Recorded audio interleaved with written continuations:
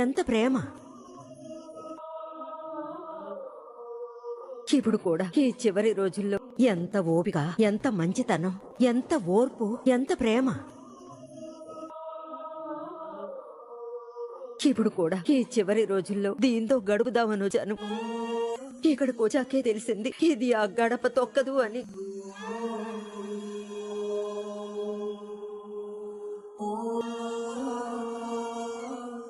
పెద్దమ్మ, నువ్వే మా ఇంట్లో ఉండిపో కదా. వద్దు వేద, భద్ర గొడవ చేసింది.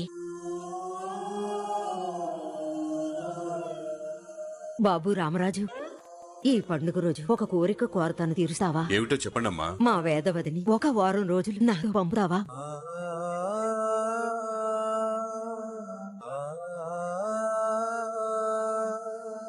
పెద్దమ్మ, ఇప్పుడు పిల్లల్ని ఆయన్ని వదిలి రావడం అంటే చాలా కష్టం. ఇంకోసారి ఎప్పుడైనా వస్తానులే. నాకు తెలిసే, అందుకే నిన్నడగలేదు. నువ్వెప్పుడు నీ మొగుడిని పిల్లల్ని వదిలి బయటికి రావు. అమ్మా పర్వాలేదమ్మా, వారమే కదా, అమ్మమ్మ అంతలా అడుగుతుంది కదా, వెళ్ళిరామ్మా. అవునతయ్య, మీరు కూడా కాస్త గాలి మార్పిడి ఉంటుంది, వెళ్ళిరండి. అవునత, నానమ్మ అంతలా అడుగుతుంది కదా. మీరంతా ఉండండిరా. ఇంతకీ అల్లుడు గారు వాళ్ళ ఆవిడ లేకుండా వారం రోజులు ఉండగలరా? నేను అడిగిన దానికి ఏం చెప్పనే లేదు. అత్తయ్య గారు అంతలా అడుగుతున్నారు, వారం రోజులే కదా, వెళ్ళిరా బుజ్జమ్మ. ఇంకా ఏంటి ఆలోచిస్తున్నావు? అల్లుడు చెప్పాడు కదా, వెళ్ళి బట్టలు సర్కో. వెళ్ళమ్మా వెళ్ళమ్మా వెళ్ళమ్మా. ఈ నేళ్లలో అక్క నోరు తెరిచి ఏది అడగలేదు. సరే, అందరూ భోజనం చేసిన తర్వాత బయలుదేరదాం పెద్దమ్మ. ఇదిగో నర్మదా, ఆయన టాబ్లెట్లు, వాడి క్యారేజ్, అలాగే అతయ్య అన్ని మేము చూసుకుంటాం. ఇక్కడ ఎవ్వరు చిన్నపిల్లలు లేరు, అందరూ పెద్దవాళ్లే. మీ కంటికి ఇంకా చిన్నపిల్లల్లా కనిపిస్తున్నారు. అసలు మీరే అందరికన్నా చిన్నపిల్ల. నీకు ముఖ నాకు ముఖ.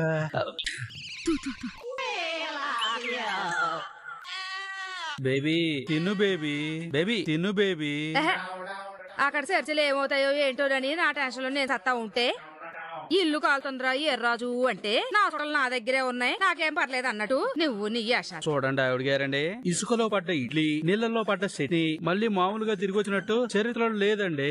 ఒక ఏపు వాళ్ళ కాపురంలో చిచ్చు పెట్టేసి ఇంకో ఏపీ ఇట్ట గోపురం కింద కూర్చొని నా కాపురం నిలబెట్టండమ్మా అని ఏడితే వాళ్ళంత తొందరగా కరిగిపోతారా చెప్పండి? నువ్వు నోరు ముసుగు గమ్మున ఉండలేదనుకో, కొబ్బరికాయ కాదు తలకాయ పగులు. ఏదో మాట్లాడాలని ఫోన్ చేసావు కదా, అలా బట్టల షాప్ లో బొమ్మలా నించుంటావే, ఎందుకు పిలిచావో చెప్పు.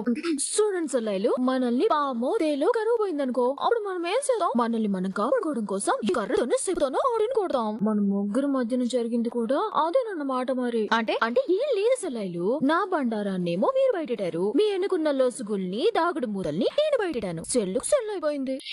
అవునా? మీరు చెప్పండి. మనల్ని చంపాలనుకున్న వాళ్ళని చంపటం ధర్మం అవుద్ది తప్ప పాపం అవ్వదని భారతంలో ఒక మహాన్ భావుడు చెప్పాడు. అవునా కదా? నేను విషయంలో చేసింది కూడా ధర్మంగా భావించేసి మీరు నన్ను మన ఇంటికి తీసుకెళ్ళండి, సరేనా? చూసావాక ఇంత జరిగినా సరే ఈ బల్లికి బుద్ధి రాలేదు. తను చేసింది ఒప్పు అని ధర్మం అని మాట్లాడుతుంది తప్ప తప్పు అని తలదించుకోవట్లేదు. ఇలాంటి దాంతో మాట్లాడడం కంటే బుద్ధి తక్కువ పని మరొకట్లేదు. వెళ్దాం పదక. అయ్యో సెల్లైలు ఆగండి, మీరు నా మాటల్లోని అంతరార్థాన్ని అర్థం చేసుకోకుండా అపార్థం చేసుకుంటున్నారు. సర్లే, జరిగిందేదో జరిగిపోయింది, ఇంకెప్పుడు ఎలాంటి డబ్బులు చేయను. నన్ను మీ తోడబుడిన సంతగా అనుకుని పెద్ద మనసుతో క్షమించేసి నన్ను మన ఇంటికి తీసుకెళ్ళిపోండి. ఏంటి జరిగిందేదో జరిగిపోయిందా? నేను క్షమించేస్తే ఇంటికి తీసుకెళ్లిపోవాలా? అంత తేలిగ్గా క్షమించడానికి నువ్వు చేసింది ఏమైనా ఒకటి రెండు తప్పులు అనుకుంటున్నావా, లేదంటే చిన్న చితక తప్పులు అనుకుంటున్నావా? క్షమించమని అడుగుతున్నాను కదా. ఏంటి క్షమించేది? చందు బావ దగ్గర పెళ్లి కోసం మీరు 10 లక్షలు తీసుకున్నారు. ఆ విషయంలో నిన్ను క్షమించేసి వదిలేశాం.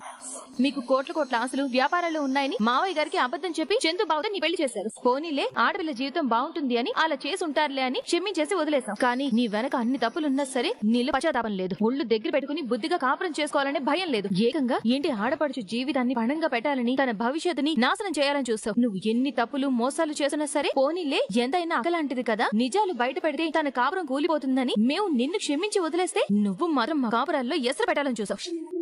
అందుకే ఈసారి నిన్ను క్షమించే ప్రసక్తే లేదు. ప్లీజ్ ప్లీజ్, దయచేసి అనకు. ప్లీజ్, నేను చేసిన తప్పు తెలుసుకున్నాను, నాకు వచ్చింది. పూర్తిగా పడుతున్నాను. దయచేసి నా కాపురాన్ని నిలబెట్టండి సెల్లైలో, ప్లీజ్, సరేనా? నర్మద సెల్లై, నువ్వైనా నా బాధను అర్థం చేసుకో. నా కాపురం కూలిపోతే నేను బతకలేను. Please సెల్లై, please. నేను క్షమించడం అంటే ఇంకో పాపం చేయడానికి నీకు అవకాశం ఇవ్వడం. పామునైనా నమ్మచెమ్మో గానీ నిన్ను మాత్రం అస్సలు నమ్మకూడదు. లేదు సెల్లై, నేను పూర్తిగా మారిపోయాను. మా ఆయన అంటే నాకు బాను. మా ఆయన నన్ను వదిలేరే నాకు సావిగది. ప్రస్తుతం నా కాపురం, నా వాహనాలు మీ చేతుల్లోనే ఉన్నాయి. మీ అక్క కాపురాన్ని ప్రాణాలు నిలబెట్టండి సెల్లైలో, ప్లీజ్ సెల్లై. చెల్లె ప్లీజ్ ప్లీజ్ నీ కాళ్ళు అడుకుంటాను చెల్లె please please please please please Narmada అమ్మడా అమ్మడా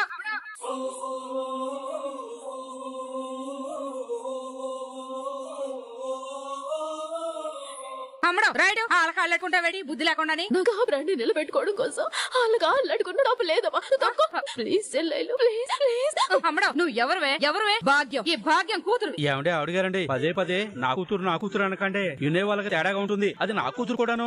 నువ్వు ఆగో ఈ భాగ్యం కూతురు ఎవరో పిల్ల బచ్చాల కాళ్ళు అట్టుకోవడం ఏంటే భరిద్రడం అవమానం కాకపోతే నువ్వే కంట్రోల్ లో ఉండు.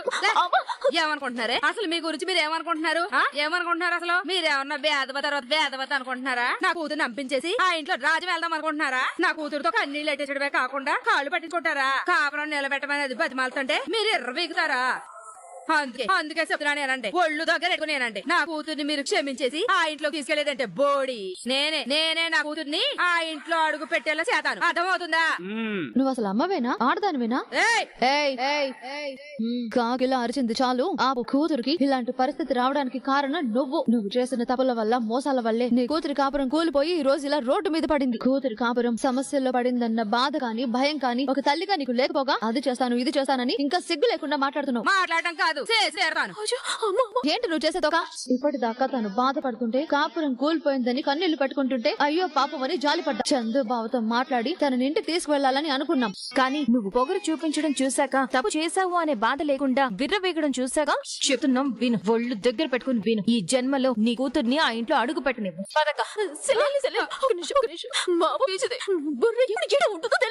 ఇది కరెక్ట్. అందుకు సాక్ష్యం నా ఊడిపోయిన జుటు. నేను ఇక్కడ ఏం మాట్లాడుతున్నా నువ్వే మాట్లాడుతున్నావు. మా అమ్మ దగ్గర మాట్లాడేది తన మాటలు మీరే పట్టించుకోకండి. మీరు నన్ను క్షమించేసరిగా అది చాలు. మన ఇంటికి వెళ్ళిపోతాం. నువ్వు ఆ ఇంటికి పెద్ద కోడలువే. నువ్వు వాళ్ళ బతిమలాడతావేంటే బుద్ధి లేకుండాని. నువ్వు తోడుకోవడాల ముందు తల వంసే నీ పరువు ఏముంటది? అవునమ్మడు చట్నీ ఎప్పుడు ఇడ్లీకి తల వంచాల్సిందే తప్ప నీ దగ్గర ఇడ్లీ దాసోహం అవ్వకూడదు. ఇంకొకసారి నీ నోట్లోంచి ఇడ్లీ చట్నీ అంటే మాట వచ్చిందనుకో నీ బుర్రకెళ్ళి ఇడ్లీ బిళ్ళ కలిపితాను. ఏంటనుకున్నావు? మా అమ్మ మాటలకి నేను క్షమాపణ చెప్తాను. ఏటే నువ్వు వాళ్ళ క్షమాపణ చెప్తున్నావు? అజ్జో అమ్మో నా కాపురాన్ని నిలబెట్టుకుని దండ పెడతాను. నువ్వు మధ్యలో రాకు. నాకు బోధ వచ్చినందుకే కాదు మా అమ్మ బుద్ధి లేకుండా బాగినందు కూడా చెప్పులేసుకున్నాను. కావాలంటే మీరు కూడా నా చెప్పులు వాయించండి. బుద్ధి లేకుండా ఆడ ముందు దిగజాడతా పెట్టే నువ్వు. అజ్జో అమ్మా ఇది దిగజాడడం కాదే కాపురాన్ని నిలబెట్టుకోవడం. నీ కాపురం నిలబెడతానని నేను చెప్పాను కదే. నిన్న ఇంట్లో తిరిగి ఎలా అడుగు పెట్టించాలో నాకు తెలుసని చెప్పాను కదా నీకు. నువ్వు వాళ్ళ కాళాయాల పడి బతిమాలుకోవాల్సిన అవసరం లేదు. పదా అమ్మా నీకు దండ పెడతానే. నువ్వు నోరు మూసుకొని ఉంటావే. ఏం కాళ్ళని బతిమలాడతావేంటే? నా కూతుర్ని ఆ ఇంట్లో ఈ జన్మలో అడుగు పెట్టనేమో అన్నారు కదా. కానీ పదే పది రోజుల్లో తిరిగి నా కూతుర్ని ఆ ఇంట్లో అడుగు పెట్టించకపోతే నా పేరు భాగ్యలక్ష్మే కాదు. నా పేరు భాగ్యం మొగుడే కాదు. సరే ఇంత దూరం వచ్చింది కాబట్టి మేము కూడా చెప్తున్నాం విను. నీ కూతుర్ని ఎలా తీసుకొస్తావో మేము చూసాం. చూసుకుందాం. రావే నువ్వు రమ్మంటుంటే ఒక నిమిషం అమ్మా.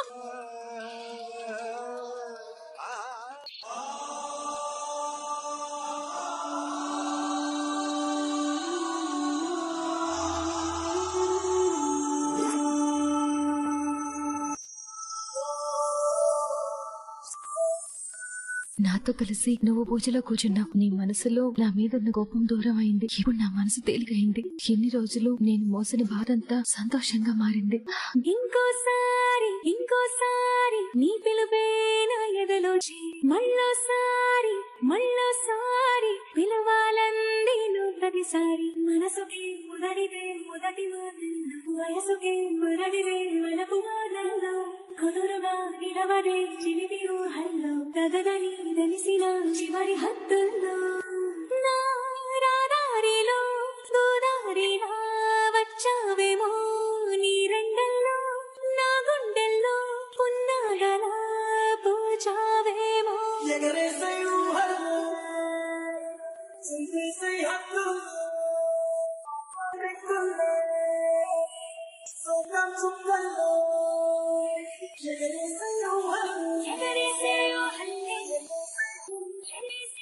ధీరజ్ నీకోసం ఈ గిఫ్ట్ తీసుకొచ్చాను రా. వదులు అది కాదురా. వదులు వదులు.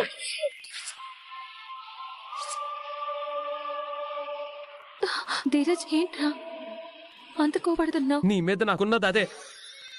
మరి నువ్వు నన్ను ముట్టుకుంటే కంపరంతో కోపం రాక ప్రేమ పొంగుకొస్తుందా? రే అతను నీతో మాట్లాడింది కదరా, నా మీద కోపం పోయేలా చేసి నిన్ను నా పక్కన పూజలో కూర్చోబెట్టింది కదరా, మరి నా మీద ఇంకా అలానే కోపం ఉందంట వెంట్రా? చూడు, మా అమ్మని బాధ పెట్టడం ఇష్టం లేక మనసు చంపుకొని నీ పక్కన పూజలో కూర్చున్నాను అంతే తప్ప నిన్ను క్షమించి కాదు. నా చెల్లెల విషయంలో నువ్వు చేసిన నమ్మక ద్రోహాన్ని నేను ఈ జన్మలో మర్చిపోను. నా గొంతులో ప్రాణం ఉన్నంత వరకు నీ మీద నాకు కోపం పోదు.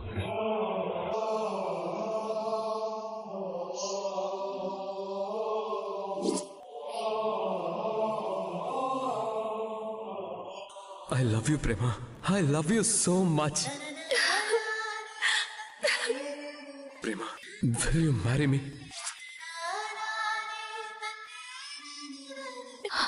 రే ధీరజ్, నువ్వు నన్ను ప్రేమిస్తున్నాను అని ప్రపోజ్ చేసినప్పుడు, నన్ను మళ్ళీ పెళ్లి చేసుకుంటావా ప్రేమ అని అడిగినప్పుడు ఈ ప్రపంచంలోని సంతోషం అంతా నా సొంతమైనట్టుగా పొంగిపోయాను రా. కానీ అంతగా ప్రేమించిన మనిషి ఇంతలా ద్వేషిస్తుంటే ఆ నరకాన్ని భరించడం చాలా కష్టం. ఎందుకురా నాకెంత పెద్ద శిక్ష వేస్తున్నావు? చూడు, నేను నా లైఫ్ లో నేను చేసిన తప్పులేంటో తెలుసా? 1, నీ మెడలో తాళి కట్టడం. 2, గుండెల నిండా నీ మీద ప్రేమని నింపుకోవడం. ఈ 2 తప్పులు నన్నెప్పుడు వెకిరిస్తూనే ఉంటాయి. ధీరజ్ ప్లీజ్ రా, లేనిపోని అపార్థాలతో నీ మనసులోని ప్రేమని ద్వేషంగా మార్చుకోకురా. ఆ ద్వేషంతో మన మధ్య దూరాన్ని పెరిగేలా చెయ్యకురా. నేను చేయటం కాదు, నువ్వే అలా చేసేలా చేసావు. నాతో ప్రేమగా ఉన్నట్టు నటిస్తూ మా కుటుంబానికి ద్రోహం చెయ్యాలని చూసావు. మీ అన్నకి మా చెల్లెలికి మధ్య ప్రేమ రాయబారం నడిపి నా చెల్లెలి జీవితంతో ఆడుకోవాలని చూసావు.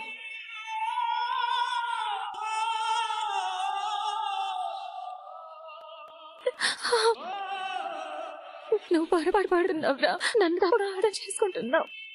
అమూల్య విషయంలో నాకే పాపం తెలియదు. అలాగే ఇది నా కుటుంబం, నా కుటుంబానికి నేను ప్రాణం పోయిన ద్రోహం చెయ్యనురా. అన్నిటికంటే ముఖ్యంగా నేను నీతో ప్రేమగా ఉన్నట్టు నటించడం కాదురా, నా మనసులో నిజంగానే నీ మీద స్వచ్ఛమైన ప్రేమ ఉంది. ఆపుతావా నీ డ్రామాలు?